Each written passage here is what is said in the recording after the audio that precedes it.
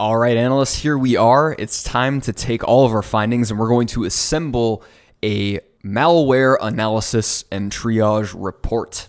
And this is probably one of the most important parts of this entire shindig because you can do all of this fantastic, deep technical work, but if you cannot convey the concepts in clear and concise language, your work may as well have been for nothing. So it's very important to write a nice, crisp, clear, concise report to be able to publish this open source or give it to your C-level executives or give it to your CISO or give it to somebody who matters, who wants to read this. So the report that you see in front of you is based off the template that I have put in the course. So if we go over to the course repository and we go into labs, I've given the template to you in the 5-3 report writing section. So there is a docx there. I promise there are no macro or remote template injection exploits going on in here. So go ahead and you can download that. It is completely safe. And so this is the exported PDF version of this, and I'm just going to use this to walk you through. Please feel free to open it up in Microsoft Word and follow along. And of course, you must have a nice cover page, nice eye-catching cover page. So right after the table of contents, which I've set up in the template to update automatically, we have the executive summary. Now, I want to start off and give some tips on report writing in general and what you really need to do in a report when you're writing it for consumption, for publishing it open source. You need to tell the technical story, and you need to tell it in a way that is captivating but respects the time of the person that's reading it. Now, what do I mean by that? Always start with an executive summary, which we have right off the bat, that is, if you think maybe the last time that you read like a magazine article or a newspaper article, which maybe I'm showing my age reading newspapers, but you read a newspaper article and there is a kind of format to writing an article. The article will start and the article might have a headline that says something like 10 kittens trapped in a tree saved by firefighter. And the first paragraph is like the summary of the entire thing. 10 kittens were found in a tree in downtown ABCville. ABCville Fire Department was dispatched to save kittens from tree. No one was injured and all kittens were returned to the owner. So nice, clear, concise block. And that really respects the time of the person that's reading the article because it allows somebody to escape early if they want to. It allows someone to glance over the details and say, yep, got it. Okay, thank you. And if you're a CISO, if you're a C-level executive, you might want to know what's going on at a very, very high level, but you don't necessarily need the technical details. But if you're the lead of DFIR, maybe you do want the technical details. Regardless, the executive summary is going to be valuable to both of those types of people. So give a nice, clear, concise executive summary. I would lead right off with the SHA-256 hash so that if they want to take that right over to VirusTotal and throw it in, they can go ahead and do that. Demoware is a crypto dropper malware sample first identified on October 15th, 2021. It's a Golang compiled dropper that runs on the x64 Windows operating system. It consists of 2 payloads that are executed in succession following a successful spearfish campaign. Symptoms of infection include infrequent beaconing to any of the URLs listed in Appendix B, random blue screen pop-ups on the endpoint, and an executable named serve-update.exe appearing in the app data directory. Yara signature rules are attached in Appendix A. Malware sample and hashes have been submitted to VirusTotal for further examination. Very nice, very clear, concise. You can put maybe a little bit more detail in here if you want, but I would keep it very high level, very big moving parts.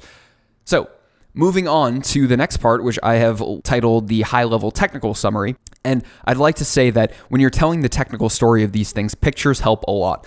Diagrams, pictures of the big moving parts here. So let's say that ostensibly this piece of malware had 2 different components to it. One is serve-update.exe, which does a couple of things, and one is crt1.crt, which also does a couple of things.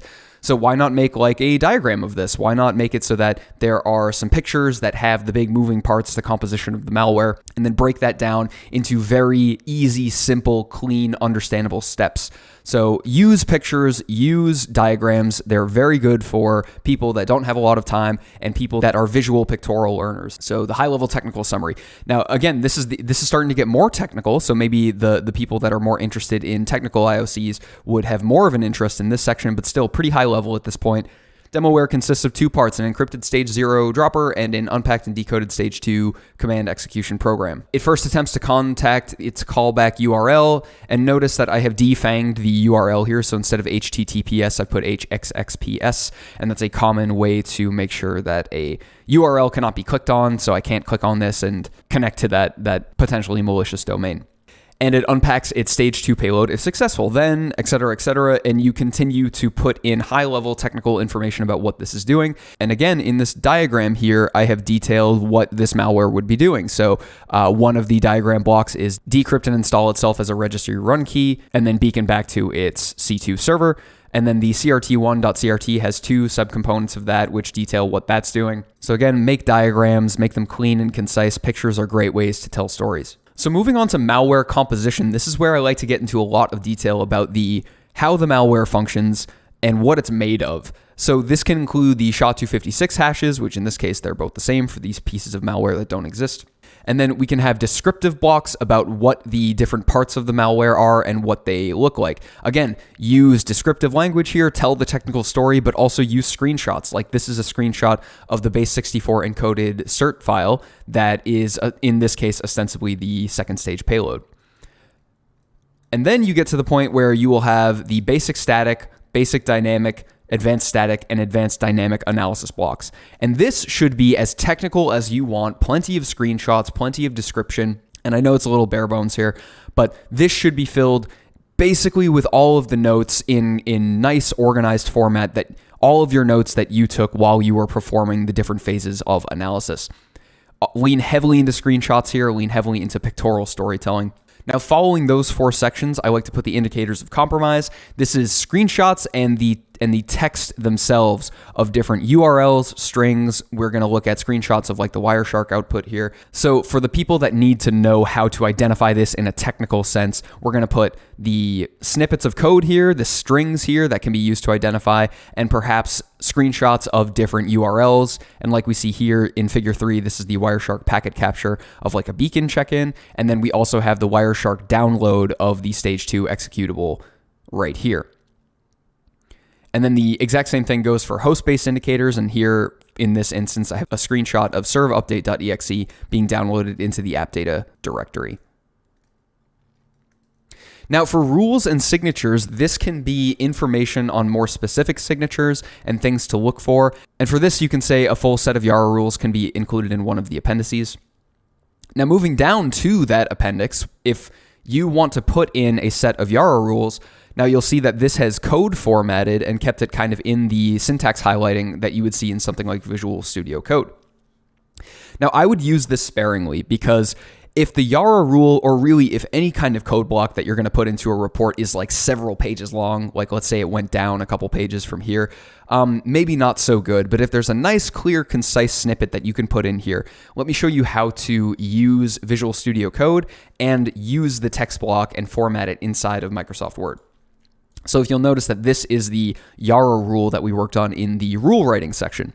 So all you need to do from Visual Studio Code, and remember that this will keep the syntax highlighting and the color of any code that you have in Visual Studio. So what you're going to do is Control-C, copy that, and let's move over to the template, the document right here. Now let's say I have it up here, but let's do a new one down here. Let's say we want to paste that right in, and I'll just put it on a new page here and zoom in a little bit. So let's say that we have our Visual Studio Code that we want to paste right in. All you need to do is right click and keep source formatting.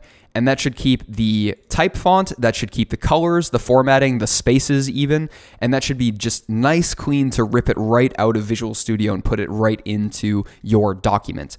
And then when you export that, now you'll notice that there are the kind of underlines saying that this is not correct spelling or whatever, and that's fine. This is code, it doesn't need to be correct spelling. But you can go over, and when you export this, it won't have any of those squiggly lines, and you'll have a nice clean code block that you can put right into your document for export. And finally, any kind of appendix items that you also want to put in here. I have put callback URLs and then decompiled code snippets. So taking the screenshot right out of Cutter, you can put a logical flow diagram of how the malware works. You can put the graph representation from Ghidra or Cutter.